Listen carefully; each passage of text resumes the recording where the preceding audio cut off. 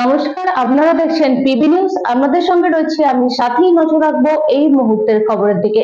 শ্বশুরবাড়ি থেকে গৃহবধূর ঝুলন্ত দেহ উদ্ধার। মৃত গৃহবধূর নাম অনিতা মালিক, বয়স 48 বছর।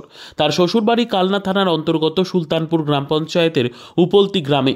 গৃহবধূর বাবার বাড়ির লোকজন খবর পেয়ে ঘটনাস্থলে এসে নাকি দেখেন মৃতার সারা শরীরে মারের দাগ রয়েছে।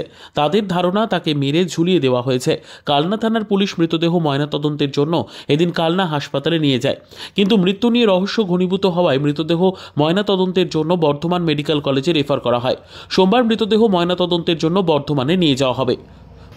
আমরা জামাইবাবুকে জিজ্ঞেস করলাম কিভাবে মারা গেল। জামাইবাবু বলছে তোমার ধরে গেছে হয়েছিল, আমার দিদি গলায় ধরে দিয়েছে।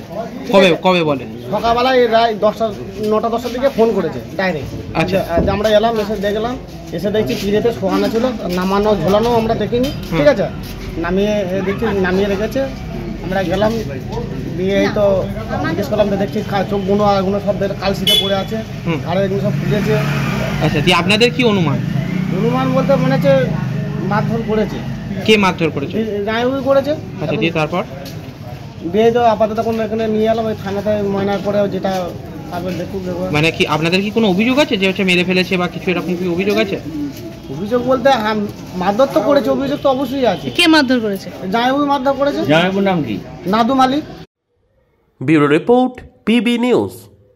ইভল্যান্ড নার্সিং হোম, এখানে যে কোনো রকমের চিকিৎসার বিশ্বস্ত প্রতিষ্ঠান। খুবই কম খরচে বিশ্বমানের চিকিৎসা প্রদান করে থাকে। আপনাদের পরিষেবার জন্য এখানে 24 ঘন্টা জরুরি বিভাগ, এছাড়া স্বাস্থ্য সাথী কার্ডেও পরিষেবা প্রদান করা হয়। আজই যোগাযোগ করুন ইভল্যান্ড নার্সিং হোমে। ঠিকানা নবাবহাট মোড়, বর্ধমান। ফোন নাম্বার মনে রাখবেন 9434383966 অথবা 7908496820।